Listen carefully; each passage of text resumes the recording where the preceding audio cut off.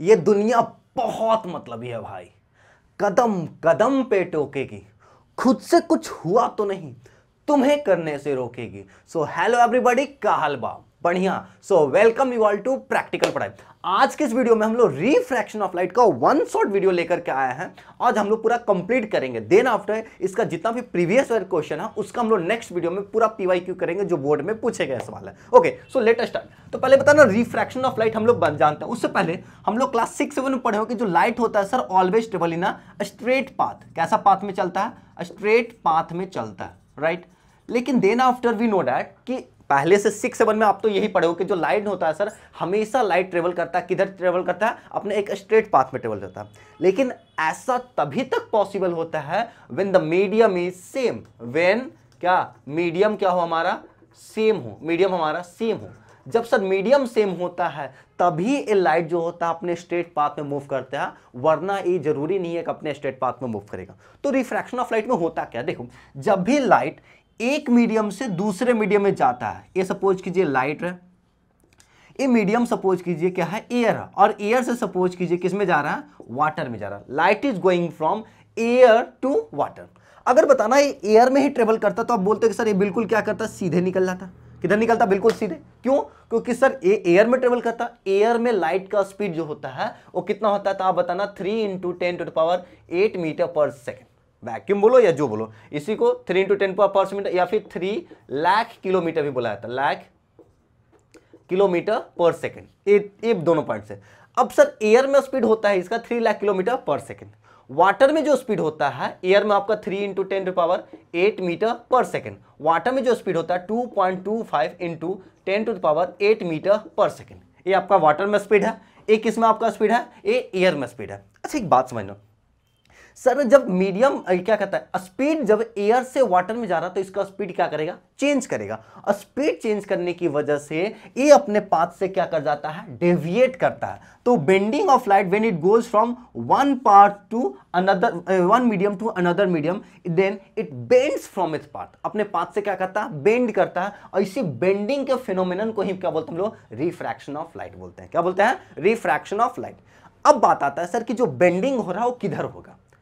सब जब इसके लिए हम लोग दो चीज पहले समझो। मीडियम दो ना, मीडियम दो प्रकार से क्या है? एक होता है रेयरर मीडियम और एक होता है डेंसर मीडियम। तो रेयरर मीडियम क्या होता है सर?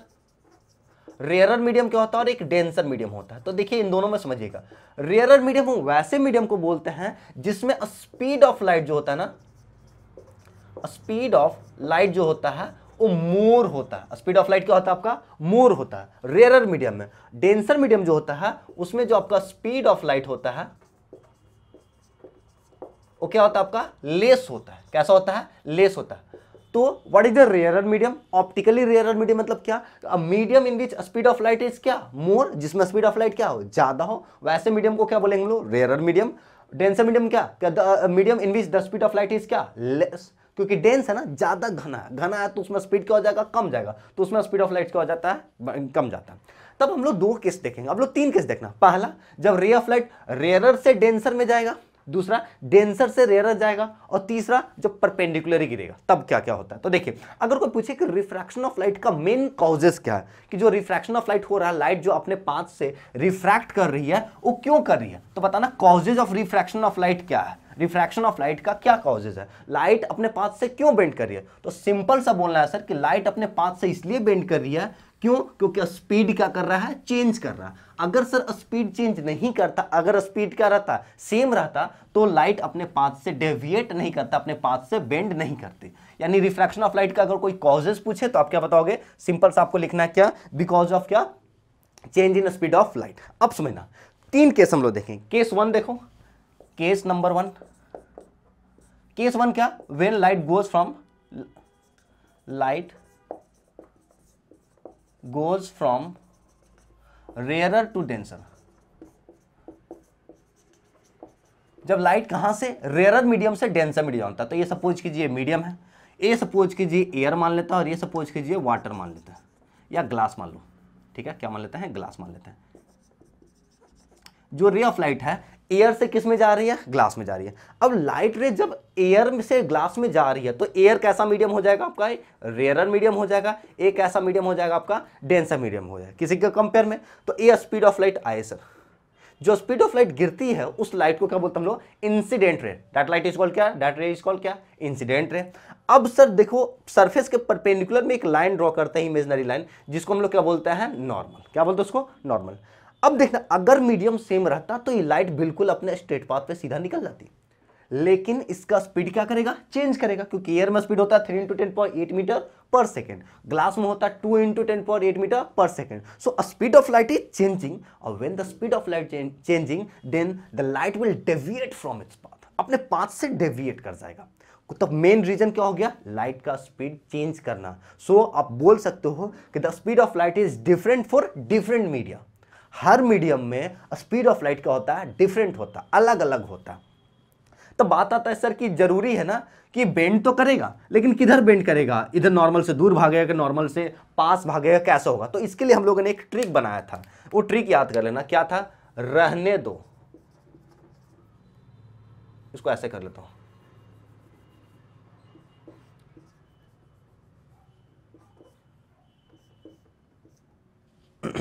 अभी इसका था रहने दो, रहने दो, तुमसे ना हो पाएगा।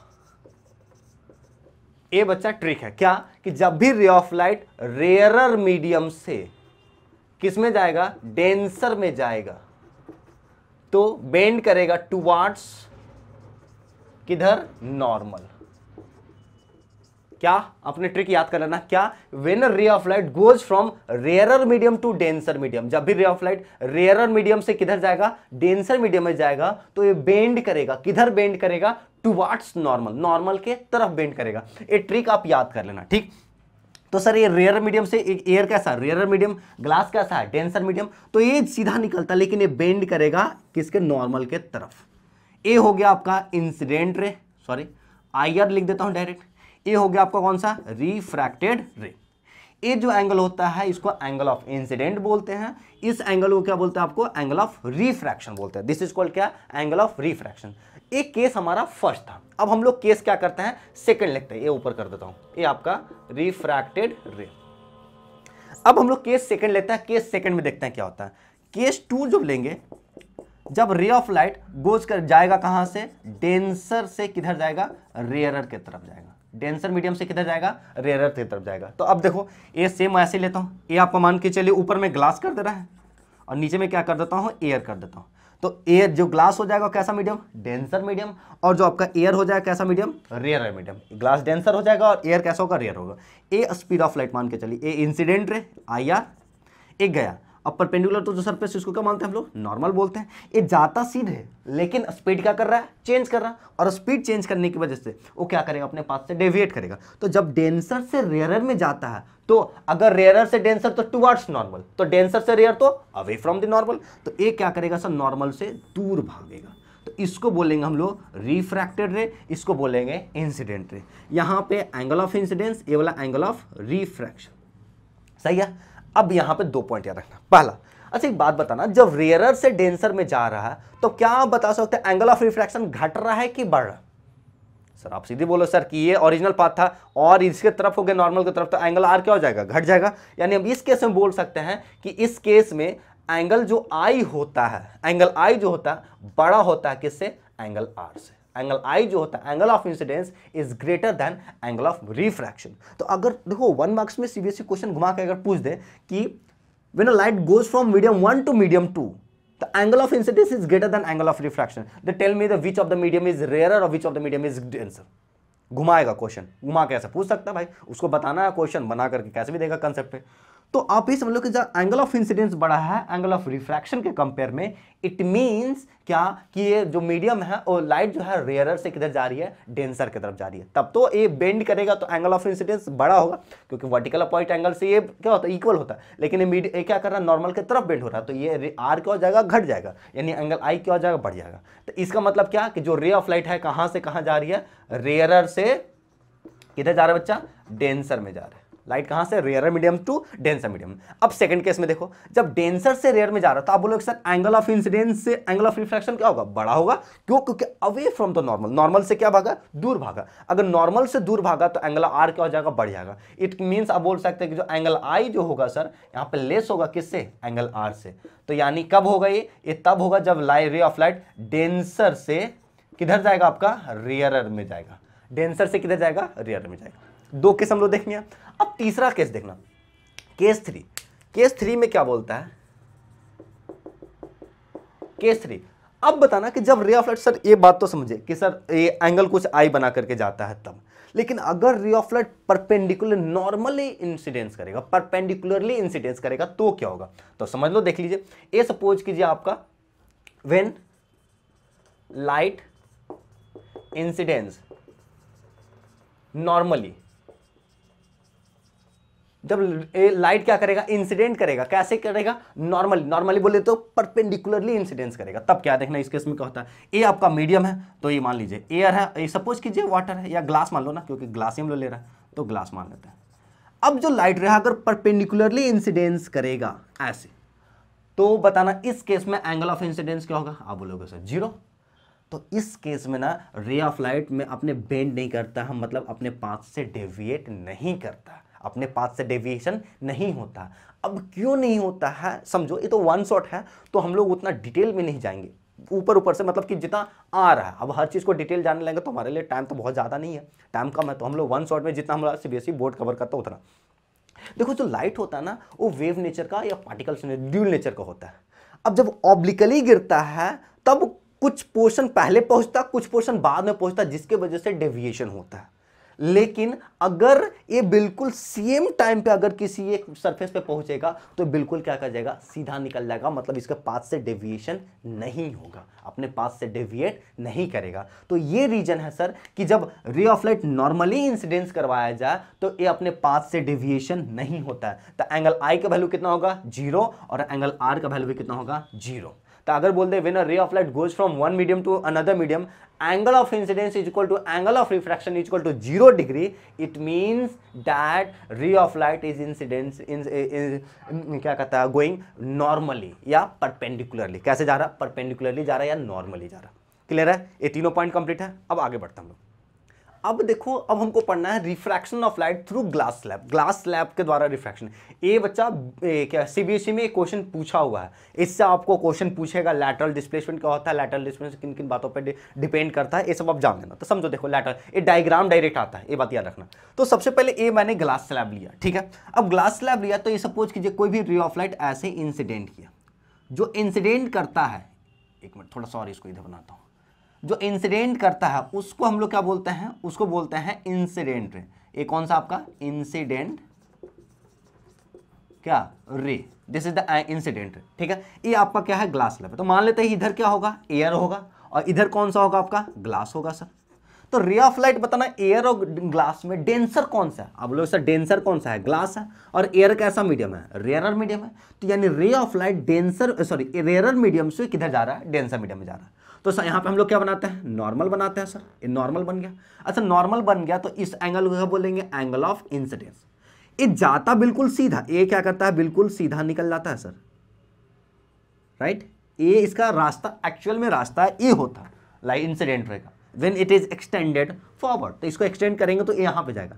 लेकिन ये क्या कहता है, स्पीड चेंज कर रहा है तो रेयर से डेंसर में फॉर्म। अभी क्या बताया ट्रिक, रहने दो तुमसे ना हो पाएगा, मतलब जब भी रे ऑफ लाइट रेयर से डेंसर में जाता है तो बेंड टुवर्ड्स नॉर्मल। तो ये रेयर से डेंसर तो नॉर्मल की तरफ बेंड करेगा, so it will goes like that, ये इस प्रकार से बेंड करेगा।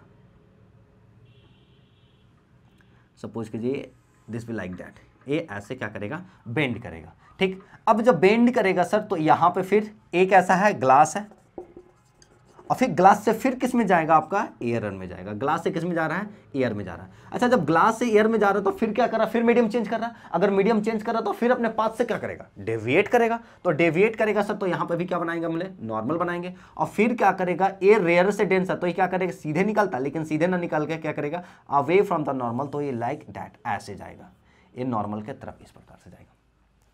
इसको इंसिडेंट रे, इसको बोल दो रिफ्रैक्टेड रे, और ये जो रे निकलता है इसको बोलता है इमर्जेंट रे। क्या बोलते हैं, इमर्जेंट रे। नाम लिख दिया गया कि ये इमर्ज कर रहा है तो इसलिए इमर्जेंट रे। अब समझना, ये जो एंगल होता है इसको बोलते हैं एंगल ऑफ रिफ्रैक्शन। ये इमर्जेंट रे और नॉर्मल के बीच का एंगल होता है, इसको बोलते हैं एंगल ऑफ इमर्जेंस। इसको क्या बोलते हैं, angle of emergence. This is called angle of emergence, इसको एंगल ऑफ इमर्जेंस बोलते हैं। अब समझना, ये हो गया एंगल ऑफ इंसिडेंस, ये हो गया एंगल ऑफ रिफ्रैक्शन, ये हो गया एंगल ऑफ इमर्जेंस। अब और आगे देखना, अब सर देखना कि यहाँ देखिए सर, रेयरर से डेंसर गया तो टुवर्ड्स नॉर्मल, फिर डेंसर से रेयर जा रहा था अवे फ्रॉम द नॉर्मल, और ये निकल गया। अब देखो ये जो था ओरिजिनल पाथ ऑफ इंसिडेंट रे, ये जो है क्या है, इमर्जेंट रे। दोनों के बीच ना हमेशा ये डिस्टेंस क्या होता है, सेम होता है। कैसे देखा गया कि एंगल ई जो है वो एंगल आई आपस में बराबर होता है। तो when angle I is equal to angle E, it means that this line must be parallel to this line.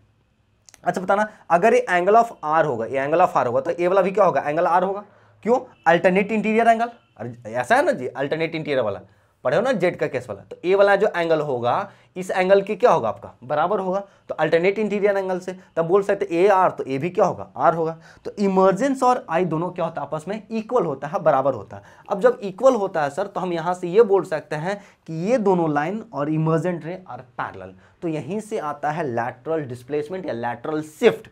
क्या कि जो ए ओरिजिनल पाथ ऑफ इंसिडेंट और इमर्जेंट रे है, ये दोनों आपस में क्या होता है, पैरेलल होता है। तो पैरेलल तो इनके बीच का कुछ डिस्टेंस होगा, इस डिस्टेंस को ही बोला जाता है, दिस डिस्टेंस इज कॉल्ड क्या, लैटरल डिस्प्लेसमेंट। क्या बोलते हैं इसको, lateral displacement. This is called क्या, लैटरल डिस्प्लेसमेंट। तो what is lateral displacement, lateral displacement question आ जाता है कि व्हाट इज लैटरल डिस्प्लेसमेंट। सबसे पहले तो ये डायग्राम बना देना, क्वेश्चन पूछेगा कि draw a diagram when a light goes from air to glass slab या pass through a glass slab. Air से ग्लास गया, ग्लास से फिर किस में आ रहा है, एयर में आ रहा है। तो इसका आप डायग्राम बनाओ और इसको ही करना। तो ऐसे डायग्राम बना दीजिएगा पूरा। फिर बोले कि क्वेश्चन नहीं पूछता तो व्हाट इज लैटरल डिस्प्लेसमेंट, तो आप लैटरल डिस्प्लेसमेंट पूछ दे, लैटरल शिफ्ट बोल दे। तो लैटरल डिस्प्लेसमेंट मतलब क्या बोलोगे, क्या कि when the lateral displacement is the perpendicular distance between क्या, a incident ray, original path of incident ray and क्या, इमर्जेंट रे, इज कॉल्ड क्या, लैटरल डिस्प्लेसमेंट। कि आपका ओरिजिनल पाथ मतलब इंसिडेंट रे को वे फॉरवर्ड आगे की ओर एक्सटेंड करेंगे और इमर्जेंट है, दोनों के बीच का जो डिस्टेंस होता है इसी को हम लोग क्या बोल देते हैं, लैटरल डिस्प्लेसमेंट। इसको क्या बोलते हैं हम लोग, लैटरल डिस्प्लेसमेंट। अब आगे देखना, अब सर आता है कि लैटरल डिस्प्लेसमेंट किन फैक्टर पे डिपेंड्स ऑन, लैटरल डिस्प्लेसमेंट जो है वो किन किन फैक्टर पे डिपेंड करता है। तो देखो लैटरल डिस्प्लेसमेंट, सबसे पहले जो लैटरल डिस्प्लेसमेंट है, एलडी मतलब क्या, आप समझ लेना, लैटरल डिस्प्लेसमेंट, एलडी मतलब लैटरल डिस्प्लेसमेंट। तो लैटरल डिस्प्लेसमेंट होता है सर, वो डायरेक्टली प्रोपोर्शनल होता है किसके, लैटरल डिस्प्लेसमेंट जो होता है वो डायरेक्टली प्रोपोर्शनल होता है किसके, एंगल ऑफ इंसिडेंस के। जितना ज्यादा एंगल ऑफ इंसिडेंस होगा लैटरल डिस्प्लेसमेंट भी क्या होगा, उतना ज्यादा होगा। तो एंगल ऑफ इंसिडेंस के साथ कैसा रिलेशन, डायरेक्टली का रिलेशन। दूसरा जो लैटरल डिस्प्लेसमेंट होगा डायरेक्टली प्रोपोर्शनल होता है refractive index of glass slab. Glass slab का जितना ज्यादा रिफ्रैक्ट, अब रिफ्रैक्टिव इंडेक्स करता क्या, लाइट को बेंड करता, तो इसका जितना ज्यादा रिफ्रैक्टिव होगा, रिफ्रैक्टिव इंडेक्स होगा, उतना ही ज्यादा अपने पाथ से क्या करेगा, बेंड करेगा। यानी ये directly proportional angle of incidence, directly proportional to क्या, refractive index of glass slab. तीसरा देखो लैटरल डिस्प्लेसमेंट जो होता है सर, वो डायरेक्टली प्रोपोर्शनल होता है ग्लास स्लैब का thickness of the glass slab. किसका बच्चा, thickness of the glass slab. Glass slab का थिकनेस पे जितना ज्यादा थिक होगा उतना ही ज्यादा इसका क्या होगा, लैटरल डिस्प्लेसमेंट होगा। और चौथा एक और याद कर लो, लैटरल इनवर्सली प्रोपोर्शनल होता है वेवलेंथ का। किसका, वेव लेंथ। तो वेवलेंथ ऑफ लाइट, तो लाइट का जितना, जिस लाइट का वेवलेंथ, जिस कलर का वेवलेंथ ज्यादा होगा उसका लैटरल डिस्प्लेसमेंट सबसे कम होगा। जैसे मैं अगर पूछ लो वायलेट का, वायलेट का जो वेवलेंथ होता है मैक्सिमम होता है, तो इसका लैटरल मिनिमम होता है। वायलेट का जो वेवलेंथ होता है क्या होता है, मिनिमम होता है। तो मिनिमम होता है तो लैटरल डिस्प्लेसमेंट इसका क्या होगा, मैक्सिमम होगा, मैक्सिमम। और रेड का जो होगा, रेड का लैटरल डिस्प्लेसमेंट जो होगा वो क्या होगा, मिनिमम होगा। क्यों मिनिमम हो, क्योंकि वायलेट का जो आपका क्या वेवलेंथ जो था वो सबसे कम होता है, तो लैटरल डिस्प्लेसमेंट या लैटरल शिफ्ट क्या होगा, मैक्सिमम होगा। रेड का जो वेवलेंथ होता है क्या होता है, मैक्स ज्यादा होता है, मैक्सिमम सबसे ज्यादा होता है, तो उसका लैटरल डिस्प्लेसमेंट क्या होगा, मिनिमम होता है। तो कितने फैक्टर पे, 4 फैक्टर पे डिपेंड करता है लैटरल। सबसे पहले angle of incidence, refractive index, thickness of glass और inversely proportional to the wavelength of the light. अब देखो लॉज ऑफ रिफ्रैक्शन से पहले ये देख लो कि जो रिफ्रैक्शन ऑफ लाइट होता है उसका कुछ कुछ घटना होता है, कुछ कुछ फेनोमेना होता है, effect of refraction of light जैसे पूछ देता है। तो रिफ्रैक्शन ऑफ लाइट की वजह से क्या होता है सर, रिफ्रैक्शन ऑफ लाइट की वजह से जो भी हम लोग पेंसिल वगैरह डालते हैं तो टेढ़ा नजर आता है, तो वो होता है बिकॉज ऑफ क्या, रिफ्रैक्शन ऑफ लाइट। रसगुल्ला देखा है ना, रसगुल्ला तो ये ज़्यादातर होता, बचपन बच्चा में थे ना तो बचपन में जाते थे होटल में, और होटल में जाने के बाद वो जो रसगुल्ला रस में डूबा रहता था तो बड़ा बड़ा दिखता था, और जो बाहर रहता था वो छोटा छोटा दिखता था, और बहुत वहाँ पे प्रॉब्लम होता है यार। बार बार बोलते भैया वो ना वो दो, वो ना वो दो। जो बड़ा होता था उसको बोलते थे कि 10 रुपया ही देना, लेकिन बड़ा वाला रसगुल्ला ना, अपना थोड़ी नुकसान करवाना। तो वो समझ में नहीं आता था कि वही जो रस में रहता तो बड़ा दिखता है और बाहर आ जाता तो छोटा दिखता है। मेरे को लगता है भाई मेरे साथ कुछ तो इन लोग घटना करता है, कुछ इन लोग पास जादू है। जादू नहीं था, एक्चुअल में क्या होता था, रिफ्रैक्शन की वजह से होता। तो रिफ्रैक्शन की ऑफ लाइट की वजह से कुछ कुछ आपको घटना होता है। सबसे पहले ट्विंकलिंग ऑफ अ स्टार लिख दीजिए। बेंडिंग ऑफ क्या होता है, appears to pencil appears to bend when it is क्या कहता है, emerged in a liquid, emerge in a place in a water. Obliquely रखते हैं तो पेंसिल टेढ़ा नजर आता है। और क्या होता है, स्विमिंग पूल जो होता है ज़्यादा गहरा, लेकिन उससे लेस डीप दिखता है। ये नहीं कि लेस डीप देख करके धर के छलांग मार दिए, पता चला भाई साहब बहुत गहरा था। क्यों ऐसा हो, क्योंकि उसका गहराई क्या हो जाता है, लेस डीप होता है। एपरेंट डेप्थ और रियल डेप्थ में फ़र्क होता है, आपने अभी पढ़ेंगे भी आगे चल के कि एपरेंट डेप्थ क्या होता है, रियल डेप्थ क्या होता है। तो ये होता है रिफ्रैक्शन। अब जैसे एपरेंट डेप्थ समझो, ये मान के चलो स्विमिंग पूल है, तो स्विमिंग पूल का पानी यहाँ तक है और तुम यहाँ पे है, यहाँ पे मान लो कि ये आपका स्विमिंग पूल है और तुम आराम से यहाँ पे भाई साहब छलांग मारने को तैयार हो। अब तैयार हो तो तुमको तो दिखेगा एक्चुअल में इतना डेप्थ है, लेकिन आपको दिखेगा कि ये सपोज करो डेप्थ इतना ही तक है। तो ये जो डेप्थ होता है इसी को बोलते हैं क्या, एपरेंट डेप्थ। इसको क्या बोल देंगे, एपरेंट डेप्थ। डेप्थ। और ये जो है एक्चुअल में इसको हम लोग बोलेंगे क्या, रियल डेप्थ। ये होगा आपका रियल डेप्थ। ठीक, अब इस पे फॉर्मूला भी होता है, आप देखेंगे क्या होता है इससे, क्योंकि एक बार एक क्वेश्चन 1 मार्क्स का पूछा हुआ।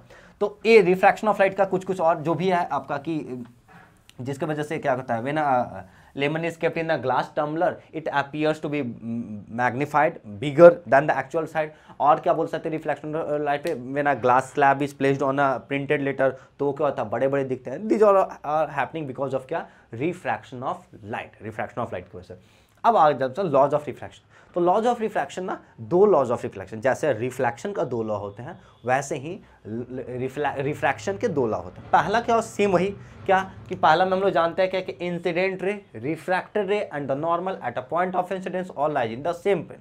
सिंपल है क्या कि जो इंसिडेंट रे होता है, रिफ्रैक्टेड रे होता है, नॉर्मल होता है एट अ पॉइंट, ये सारे के सारे अगर देखा जाए आंख बंद कर तो सारे एक प्लेन में नजर आएगा। कैसे आएगा, एक प्लेन में नजर आएगा। दूसरा वाला इंपॉर्टेंट है। दूसरा देखो, फर्स्ट लॉ तो बहुत पहले से डिस्कवर हो गया था। सेकेंड लॉ के लिए ना बाद में एक आया साइंटिस्ट जिनका नाम था स्नेल्स। स्नेल्स साहब ने क्या किया, उन्होंने देखा कि भाई साहब जो रे ऑफ लाइट जा रहा है ना एक मीडियम से, ये सपोज करिए मीडियम है, तो जो रे ऑफ लाइट जा रहा है एक मीडियम से दूसरे मीडियम में, तो कुछ एंगल ऑफ इंसिडेंस बना रहा होगा।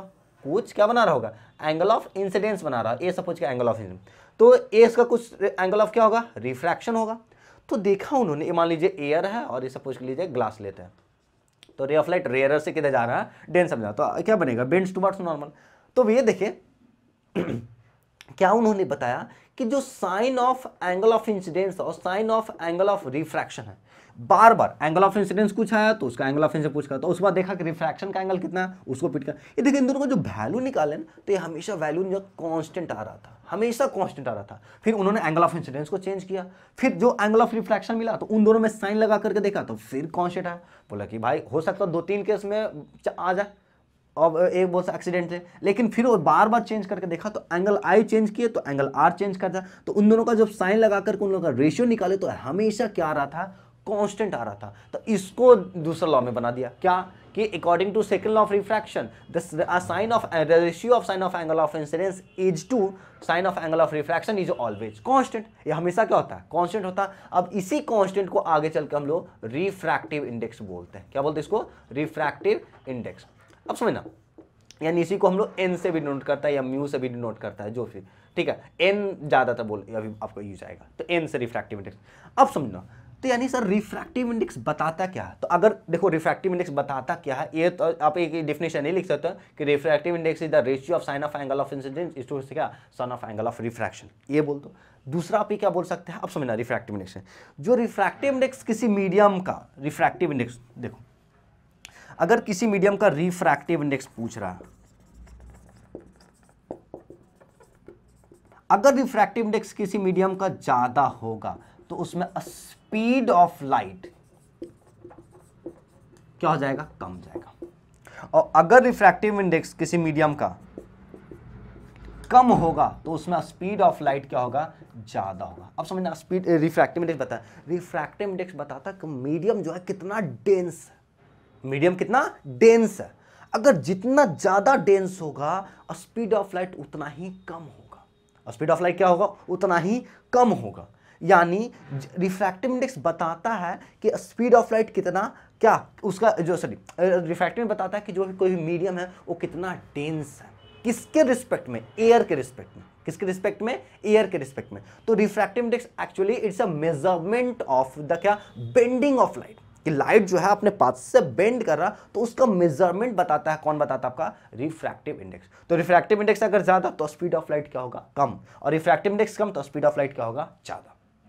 अब समझना यहां से, अब इसका आगे देखते हैं। जो रिफ्रैक्टिव इंडेक्स होता है ना वो दो प्रकार का होता है, रिफ्रैक्टिव इंडेक्स दो टाइप्स का। कैसे, सबसे पहले को बोलते हैं absolute refractive index, absolute refractive index, और एक होता है relative refractive index, relative refractive index. अब सुनना, रिलेटिव रिफ्रैक्टिव इंडेक्स और एब्सोल्यूट रिफ्रैक्टिव इंडेक्स होता क्या है। एब्सोल्यूट मतलब क्या, किसके रिस्पेक्ट में, वैक्यूम के रिस्पेक्ट में, किसके रिस्पेक्ट में निकाल रहे हैं हम लोग, वैक्यूम के रिस्पेक्ट में। और रिलेटिव मतलब क्या, किसी दो मीडियम का ले लो, रिलेटिव बोलते हैं ना कि किसी के रिस्पेक्ट में। तो एब्सोल्यूट जो होता है ना उसका प्योर रिफ्रैक्टिव इंडेक्स होता है। जैसे वाटर का अगर रिफ्रैक्टिव इंडेक्स निकाला जाए तो क्या होगा उसका 1.33, ग्लास का अगर रिफ्रैक्टिव इंडेक्स निकाला जाए तो क्या हो जाएगा 1.5। मतलब जो रे ऑफ लाइट है एयर से, एयर मानते हैं या वैक्यूम मान लीजिए, एयर भी लिख सकते हैं, तो जो रे ऑफ लाइट है अगर एयर से किस में जा रहा है, वाटर में जा रहा है, तब वहां पे जो रिफ्रैक्टिव इंडेक्स होता है, फॉर्मूला होता है c by speed of light in water. इसका फॉर्मूला क्या होता है रिफ्रैक्टिव इंडेक्स का, क्या हो जाएगा, speed c upon speed of light in vacuum, जैसे क्या होता है 3 × 10⁸ मीटर पर सेकंड, और क्या होता है speed of light in water, water में जो स्पीड होता है उतना स्पीड। ठीक है, यानी ये देखिए सर कि एब्सोल्यूट रिफ्रैक्टिव इंडेक्स किसके रिस्पेक्ट में निकालता है, एयर के रिस्पेक्ट में, या किसके रिस्पेक्ट में, आप बोल दो वैक्यूम के रिस्पेक्ट में। तो ये जो रिफ्रैक्टिव इंडेक्स होता है, दिस रिफ्रैक्टिव इंडेक्स और क्या, absolute refractive index, pure refractive index. अब एब्सोल्यूट रिफ्रैक्टिव डिफाइन करने के लिए बोले तो क्या बोलोगे, absolute refractive index is the ratio of a speed of light in vacuum is to speed of light in that medium. Vacuum में जो स्पीड है दैट इज सी से डिनोट करते हैं, जो क्या इसका वैल्यू क्या होगा 3 × 10⁸ मीटर पर सेकंड, 8 मीटर पर सेकंड, यह स्पीड ऑफ लाइट वैक्यूम में। और वाटर में जो स्पीड है 2.25।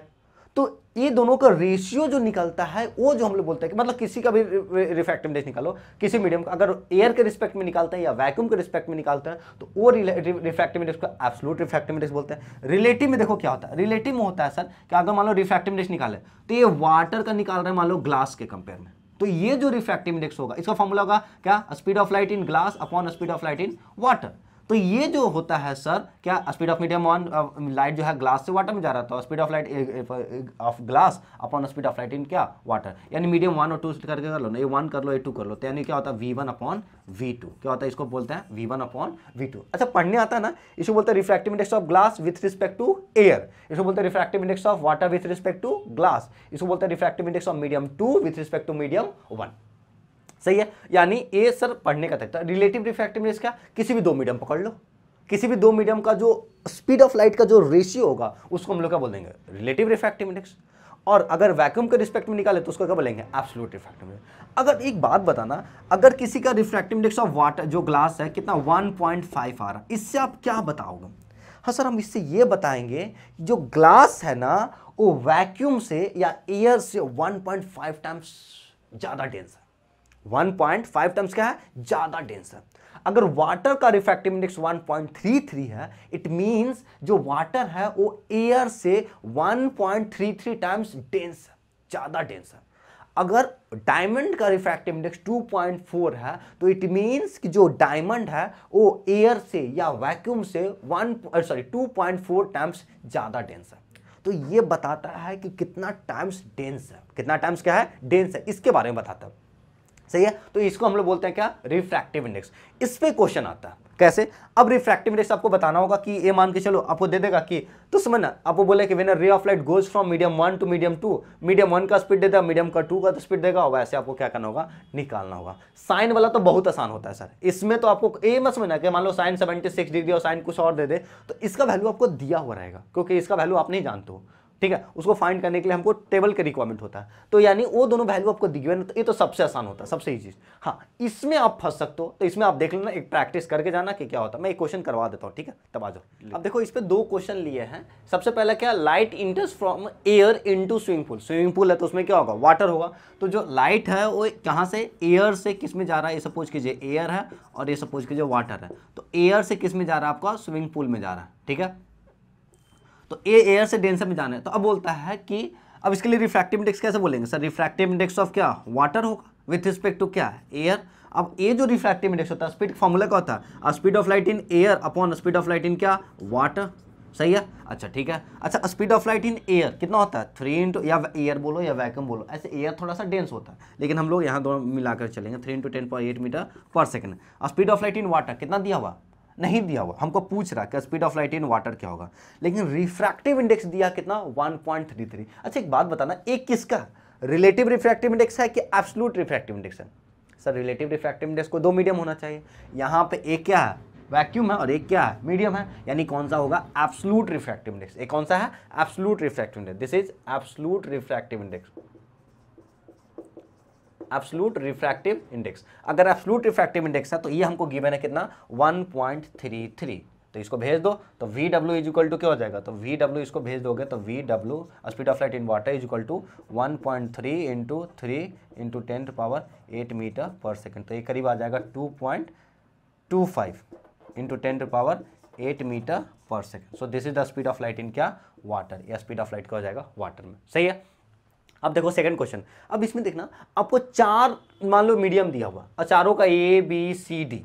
अच्छा एक बात बता, मैंने क्या बताया कि रिफ्रैक्टिव इंडेक्स अगर ज़्यादा है तो वो मीडियम डेंस है, वो मीडियम क्या है, डेंस है। अगर मीडियम डेंस है तो स्पीड ऑफ लाइट क्या होगा, उसमें कम होगा कि ज़्यादा होगा, सर अगर मीडियम डेंस है तो स्पीड तो क्या होगा, कम होगा। तो अब बताना, इसमें बोल रहा है कि बताना स्पीड ऑफ लाइट मैक्सिमम किस में होगा, sir speed of light maximum उसमें होगा जिसका डेंसिटी जो सबसे कम डेंस है, मतलब रिफ्रैक्टिव इंडेक्स क्या है, सबसे कम है, तो इसमें बता रिफ्रैक्टिव इंडेक्स सबसे कम है कौन किसका, 1.4 का, तो यानी स्पीड ऑफ लाइट क्या होगा, इसमें मैक्सिमम होगा, तो किसमें, मीडियम बी में, बी में जो होगा अब इसका रिफ्रैक्टिव इंडेक्स होगा, सॉरी स्पीड ऑफ लाइट क्या होगा आपका, मैक्सिमम होगा। मिनिमम किस में होगा, जिसमें रिफ्रैक्टिव इंडेक्स क्या है, सबसे ज़्यादा, जो सबसे ज़्यादा डेंस है उसका आपका क्या कहता है, स्पीड ऑफ लाइट क्या होगा, सबसे कम होगा, यानी ए का जो होगा, ए में जो स्पीड ऑफ लाइट होगा वो क्या होगा, मिनिमम होगा, क्या होगा, मिनिमम होगा। अच्छा एक बात फार्मूला जाना कि अगर स्पीड ऑफ लाइट अगर क्या कहता है, refractive index of glass with respect to water है, ये इक्वल होता है reciprocal of refractive index of water with respect to glass के, ऐसे भी क्वेश्चन दे देता है। क्वेश्चन क्या देगा कि ray of light goes from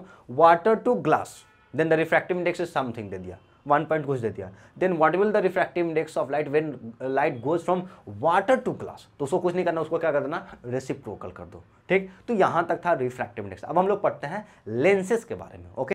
अब देखो स्पेरिकल लेंस पढ़ना है। देखो स्पेरिकल लेंस हम लोग क्या होता है, पहले स्पेरिकल लेंस होता क्या, तो स्पेरिकल लेंस 2 टाइप्स का होता है, एक होता है आपका कॉन्वेक्स लेंस और एक होता है आपका कौन सा, कॉनकेव लेंस।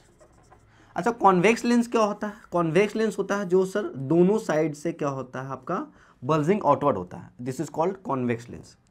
कॉनकेव लेंस इस प्रकार से होता है, जो कि मिडिल में क्या होता है, थिनर होता है और थिकर होता है एजेस पे, और इसमें होता है thicker at the middle and thinner at the edges. Lenses क्या होता है, लेंसेज एक ट्रांसपेरेंट पीस ऑफ ग्लासेस होता है जो दोनों साइड का होता है, स्पेरिकल होता है, साथ ही साथ इट वर्क्स ऑन द क्या, रिफ्रैक्शन ऑफ लाइट। मिरर किस पे वर्क करता है, रिफ्लेक्शन ऑफ लाइट पे, लेंसेज किस पे वर्क करता है, तो आप बताओ किस पे, रिफ्रैक्शन ऑफ लाइट पे, ठीक है सर, लेंसेज दो पर। अब ये जो होता है कॉन्वेक्स लेंस को और एक नाम से बोला जाता है जिसको बोलता है कन्वर्जिंग लेंस, क्या बोलते हैं इसको,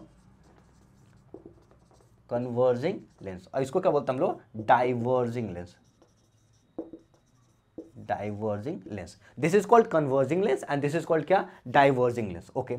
अब समझते हैं कन्वर्स लेंस, ये तो कन्वर्जिंग लेंस होता है, इसको डाइवर्जिंग लेंस होता है।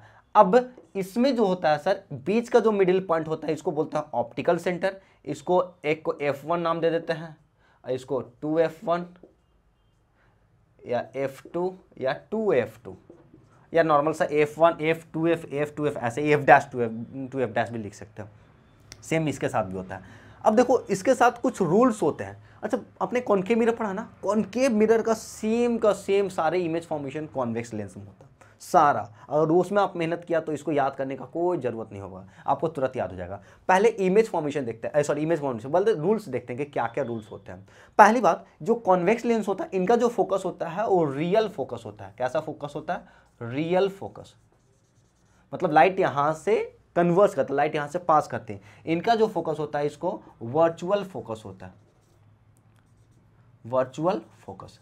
इसका जो फोकस होता है वर्चुअल होता है, इसका जो फोकस होता है कैसा होता है? आपका रियल फोकस होता है। अब आगे देखते हैं जो कॉन्वेक्स लेंस है सर, ये सपोज कीजिए एक कॉन्वेक्स लेंस है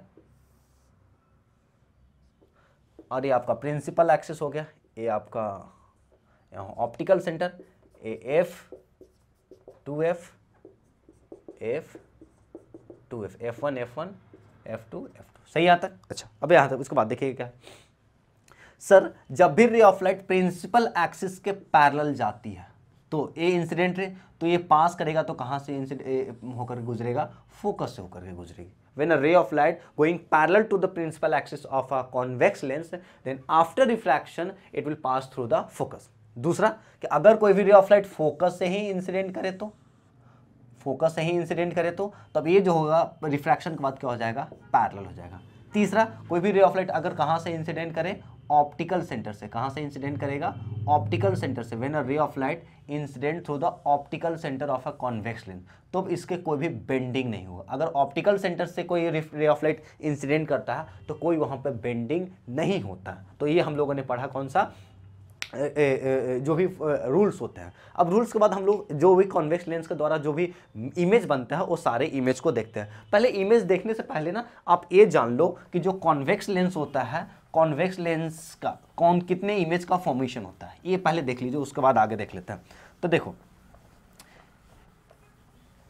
सपोज कीजिए आपका कौन सा है, तो ये आपका सपोज कीजिए this is a convex lens. अब कॉन्वेक्स, ये आपका प्रिंसिपल एक्सिस हो गया, ये आपका मिड पॉइंट होगा तो ये ऑप्टिकल सेंटर हो गया, ये फोकस मान लीजिए F1, ये 2F1, ये F2 और ये आपका 2F2।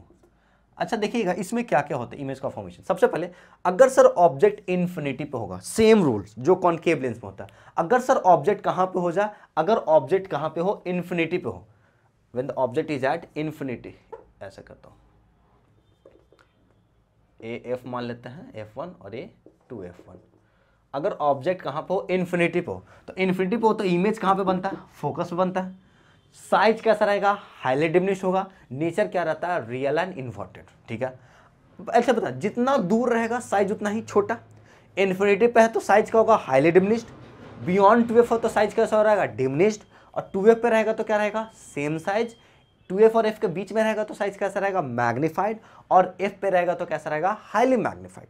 ठीक, और F और ऑप्टिकल सेंटर के बीच हो तो इसको हम लोग कौन सा केस बोलते हैं? Exceptional case. ठीक है, ओके। तो अब मैं समझता हूँ, अब बाकी सब में रियल बनता है, साइजेस देख लिए। अब अगर इन्फिनिटी पे रहता है तो कहाँ बनेगा? फोकस पे। बियॉन्ड 2F रहेगा तो कहाँ पे बनेगा? Between F and 2F। 2F पे रहेगा तो कहाँ पे बनेगा? 2F पे। फोकस पे रहेगा तो कहाँ पे रहेगा? बनेगा, सॉरी, फोकस और 2F के बीच में रहेगा तो कहाँ बनेगा? Beyond 2F। और अगर फोकस पे रहेगा तो कहाँ बनेगा? इन्फिनिटी पे। कहाँ बनेगा? इन्फिनिटी पे। और अगर फोकस और ऑप्टिकल सेंटर के बीच में रहेगा तो बिहाइंड द ऑब्जेक्ट बनेगा। कहाँ बनेगा? बिहाइंड द ऑब्जेक्ट बनेगा। अब समझना, तो मैं सारे केस एक बार रिपीट कर दे रहा हूँ। क्या? When the object is at infinity, image will be formed at focus. Size कैसा रहेगा? Highly diminished. नेचर क्या रहेंगे इनके? इसके रहेगा रियल एंड इन्वर्टेड। दूसरा, when the object is beyond 2F, 2F से पीछे हो, तब जो इमेज बनेगा वो कहाँ बनेगा? क्या कहाँ बनेगा? सॉरी, हाँ कहाँ बोला? बियॉन्ड 2F तो कहाँ बनेगा? Between F and 2F। Size क्या रहेगा उसका? डिमिनिश्ड बनेगा। और नेचर क्या रहेगा? Real and inverted. अगर ऑब्जेक्ट 2F है तो इमेज भी कहाँ पे बनेगा? 2F पे बनेगा। साइज कैसा रहेगा? Same size. और उसका क्या कहता है? नेचर क्या रहेगा? Real and inverted. 2F और F के बीच में रहेगा तो इमेज कहाँ बनेगा? बियॉन्ड 2F बनेगा। साइज क्या रहेगा उसका? मैग्नीफाइड बनेगा। और नेचर क्या रहेगा? Real and inverted. अगर ऑब्जेक्ट कोई फोकस पे है तो इमेज कहाँ पे बनेगा? इन्फिनिटी पे बनेगा। साइज क्या रहेगा उसका? हाईली मैग्नीफाइड होगा। और नेचर क्या होगा? Real and inverted. Next, exceptional case कि फोकस और ऑप्टिकल सेंटर का अगर बीच में कोई ऑब्जेक्ट है तब जो इमेज बनेगा कहां बनेगा आपका, बिहाइंड द ऑब्जेक्ट बनेगा, ऑब्जेक्ट से पीछे बनेगा, साइड के साथ उसका साइज होगा मैग्नीफाइड होगा और नेचर वर्चुअल एंड इरेक्ट होगा। क्लियर है? अब ये सारे क्लियर है। आइए नेक्स्ट करते हैं। देखो लेंस फॉर्मूला क्या होता है। अब देखो मिरर फॉर्मूला पढ़े थे क्या कि 1/u + 1/v = 1/f। Lens formula क्या होता है, 1/v - 1/u = क्या, 1/f। ठीक है, ए लेंस फॉर्मूला होता है। ठीक, इसमें देखना v - u होता है। क्या होता है, v - u, व्यू, VIW होता है ना व्यू, तो व्यू से याद रखना कि v माइनस क्या होता है, u, तो 1/v - 1/u = 1/f। ठीक है, अब इसी पर जाओ ना, मैग्निफिकेशन क्या होता है।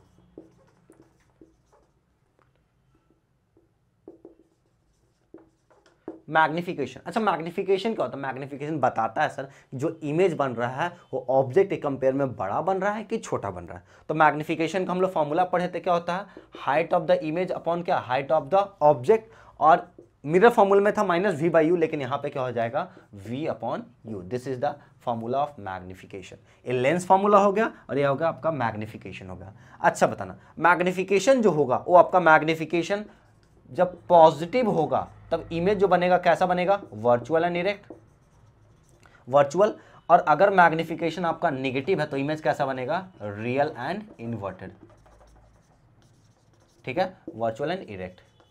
तो सर अगर मैग्निफिकेशन पॉजिटिव तो इमेज वर्चुअल एंड इरेक्ट, अगर मैग्निफिकेशन नेगेटिव तो इमेज कैसा बनेगा आपको, रियल एंड इन्वर्टेड। अच्छा एक बात समझना इसके आगे, अगर सर मैग्निफिकेशन जो हो सकता है ग्रेटर देन 1 हो सकता है, मैग्निफिकेशन इक्वल टू 1 हो सकता है, मैग्निफिकेशन लेस देन 1 हो सकता है। तो कॉन्वेक्स लेंस जो होता है सर, कॉन्वेक्स लेंस आपका बड़ा इमेज भी बनाता है, छोटा इमेज बनाता है और सेम साइज बनाता है।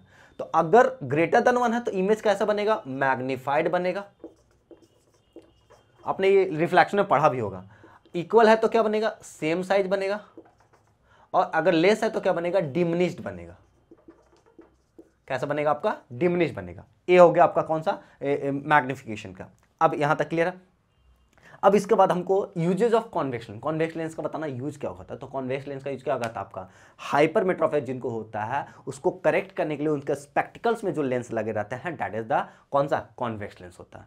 ठीक, कॉन्वेक्स लेंस, और वो नहीं होता क्या कहता है आपका, जो भविष्य बताता है, क्या उसको बोलते हैं, पामिस्ट, तो जो वो रखते हैं वो जो होता है वो भी कौन सा, जो मैग्नीफाइड करता है। तो मैग्नीफाइंग ग्लास भी होता है, उसमें भी कौन सा लेंस होता है आपका, कॉन्वेक्स लेंस होता है। और बताइएगा और कहाँ पे होता है, और आप बता सकते हो कि सर टेलीस्कोप में यूज किया जाता है, माइक्रोस्कोप में यूज किया जाता है, ये सब जगह आपको किसका आता है, कॉन्वेक्स लेंस का यूज किया जाता है। ठीक है, अब साइन कन्वेंशन पढ़ लेते हैं। तो साइन कन्वेंशन ऑफ किसका, convex lens, sign convention of convex lens. अच्छा साइन कन्वेंशन पहले बताना कि जब भी हम लोग ये साइन कन्वेंशन में हम लोग क्या जानते हैं कि जब भी कोई भी रे ऑफ लाइट, ये आपका लेंस है, a ray of incident, direction of incident ray, अगर कोई भी ray of light incident ray के डायरेक्शन में, हम लोग रिफ्लेक्शन पढ़ेंगे तो उसमें हम लोग पढ़े हो क्या कि अगर कोई भी मेजरमेंट हम लोग इंसिडेंट रे के डायरेक्शन में मेजर करते हैं तो हम लोग क्या मेजर करते हैं, पॉजिटिव कंसीडर करते हैं। अगर उसको आप पॉजिटिव मेजर करते हैं तो क्या लगता है, हम लोग निगेटिव मेजर करते हैं। तो सबसे पहले सर ऑब्जेक्ट डिस्टेंस, तो ऑब्जेक्ट डिस्टेंस तो जानते हो कि हमेशा क्या होता है, निगेटिव होता है, ये तो भूलिएगा नहीं, ऑब्जेक्ट डिस्टेंस हमेशा क्या होता है, निगेटिव होता है। अच्छा कॉन्वेक्स लेंस का जो फोकल लेंथ होता है वो कैसा होता है, पॉजिटिव, क्योंकि रियल होता है। इमेज डिस्टेंस बताना, तो इमेज डिस्टेंस जो कॉन्वेक्स लेंस में, अब देखिए कि इमेज डिस्टेंस जो होता है बाकी सब इस डायरेक्शन बनता है, क्या मिरर लेंस को उस डायरेक्शन, अगर लेंस को उस डायरेक्शन बनता है मतलब इंसिडेंट के डायरेक्शन में हुआ, अगर इंसिडेंट के डायरेक्शन में हुआ तो कैसा मेजर करें, उसका डिस्टेंस कैसा लेंगे, पॉजिटिव या निगेटिव, पॉजिटिव लेंगे। तो यानी सर उस डायरेक्शन में हमारा जो इमेज होगा और डिस्टेंस होगा कैसा होगा, पॉजिटिव होगा। लेकिन एक कैसा है, ऐसा है जिसमें जो इमेज बनता है बिहाइंड द ऑब्जेक्ट बनता है, कौन सा, एक्सेप्शनल केस में। तो बिहाइंड द ऑब्जेक्ट बनता है तो उस केस में जो इमेज बनेगा वो कैसा बनेगा आपका, निगेटिव बनेगा। ये जो है आपका एक्सेप्शनल केस है। कैसा केस है, एक्सेप्शनल केस। ठीक है, अब आ जाओ दूसरा, हाइट ऑफ द ऑब्जेक्ट क्या होता है। Height of the object sir क्या होता है, ये ऑलवेज पॉजिटिव होता है, लिख देते हैं ऑलवेज। ये भी क्या होता है आपका, ऑलवेज, ऑलवेज क्या होता है, पॉजिटिव होता है। अब हाइट ऑफ द इमेज देखना, हाइट ऑफ, बाकी सब में जो हाइट ऑफ द इमेज होता है वो नीचे बनता है, रियल इन्वर्टेड बन रहा है, रियल इन्वर्टेड क्या रहेगा, हाइट ऑफ द इमेज उसका निगेटिव, क्योंकि डाउन द प्रिंसिपल एक्सिस। अब एक केस है जिसमें इमेज बनता है ऊपर बनता है, मतलब वर्चुअल इन्वर्टेड बनता है, मतलब एबव द प्रिंसिपल एक्सिस बनता है। अगर एबव द प्रिंसिपल एक्सिस बन रहा है इट मींस वो कैसा होगा आपका, पॉजिटिव होगा। ये भी किस केस में आपका, एक्सेप्शनल केस में। कौन सा केस में, एक्सेप्शनल केस में। क्लियर यहां तक। अब इसके बाद हमको पढ़ना है कौन सा, कॉनकेव लेंस। अब हम लोग पढ़ते हैं कॉनकेव लेंस। कॉनकेव लेंस का पहले डायग्राम देखना। कॉनकेव लेंस कुछ इस प्रकार से होता है सर, ये आपका जो लेंस होता है, दिस लेंस इज कॉल्ड क्या, कॉनकेव लेंस, ये आपका कॉनकेव लेंस कहते हैं। अच्छा, कॉनकेव लेंस में सेम वैसे प्रिंसिपल एक्सिस, फोकस और 2f, ये मान लीजिए f है, ये आपका 2f है, इधर को भी f बोल दिए, इसको 2f बोल दिए, f1 f2 नाम दे देते हैं, f1, चलो f2 डाल देते हैं इसको, f1 और ये f2, ठीक है। अब इसमें देखिए क्या होता है सर, अगर कोई भी रे ऑफ लाइट, रूल्स पहले देखना, कॉनकेव लेंस को कौन सा लेंस बोलता है, डाइवर्जिंग लेंस बोलता है, क्योंकि लाइट को क्या करता है, डाइवर्ज करता है।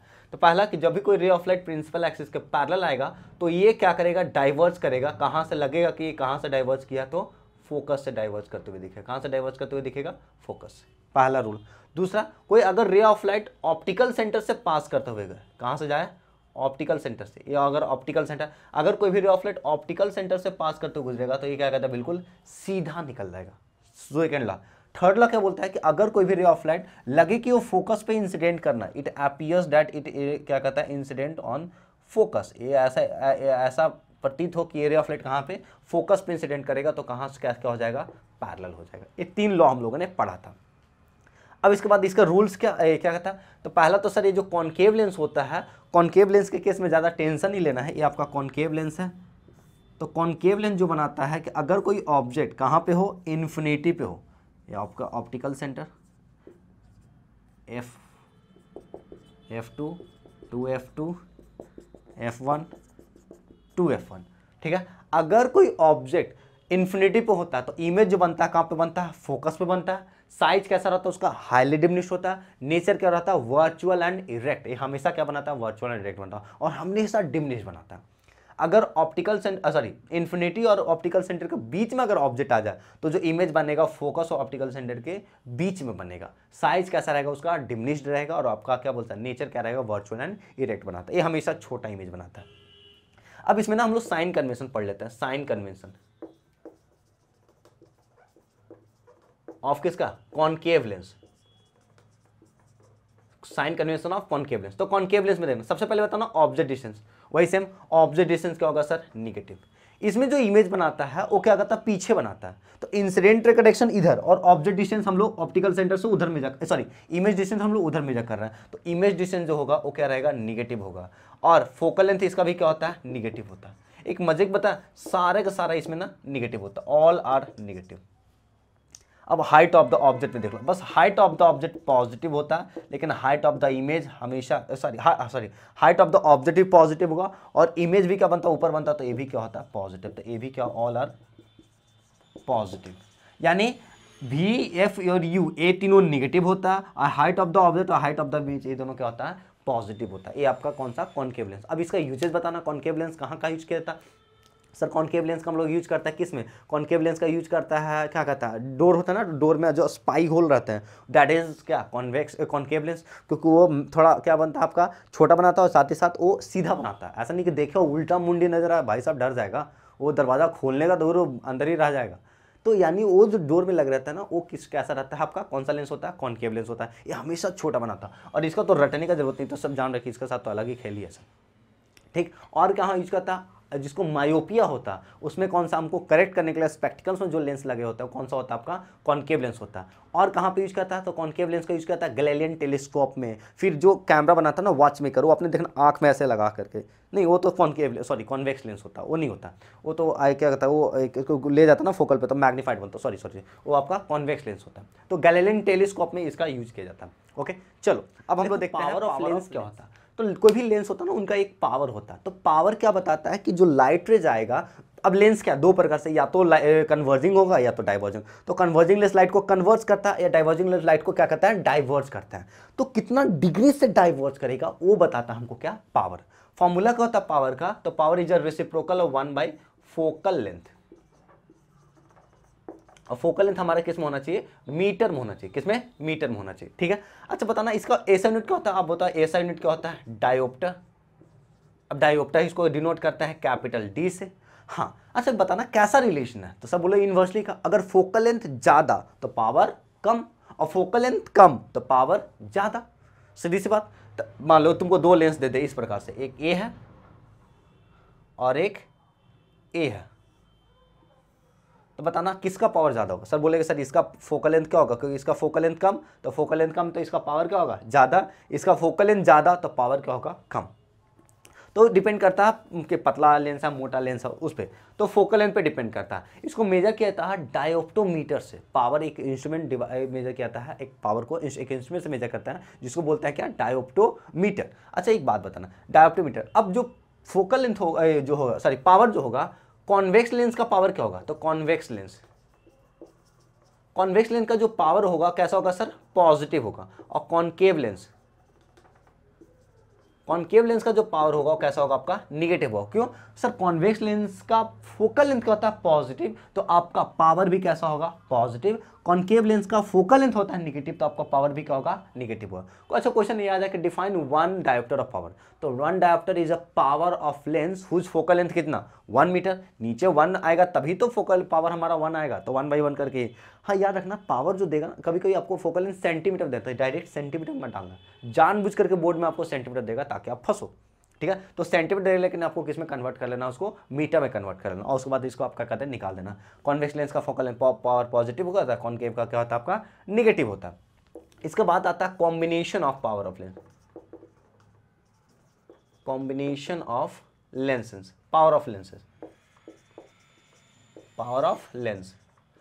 अच्छा तो इसमें कुछ नहीं करना, मान लो दो से ज़्यादा लेंसेस आपको दे दिया और सबका पावर डाल दिया, P1 P2 P3 ऐसे करके, तो power of combination of lenses निकालने के लिए कुछ नहीं करना, सबको क्या कर देता है, अलजेब्रिक सम कर देता है, बस और कुछ नहीं। जितने लेंस दे दे उसको सम कर दे। मान लो कि P1 का वैल्यू दे दिया -4 और P2 का वैल्यू दे दिया 3, P3 का वैल्यू दे दिया मान लो 5, ठीक है। तो P अगर निकालना तो क्या करेंगे, P1 plus P2 plus P3, ठीक है। P1 का वैल्यू -4 +3 +5, माइनस तो माइनस प्लस तो प्लस, जैसे रहेगा वैसा हमको डाल देना।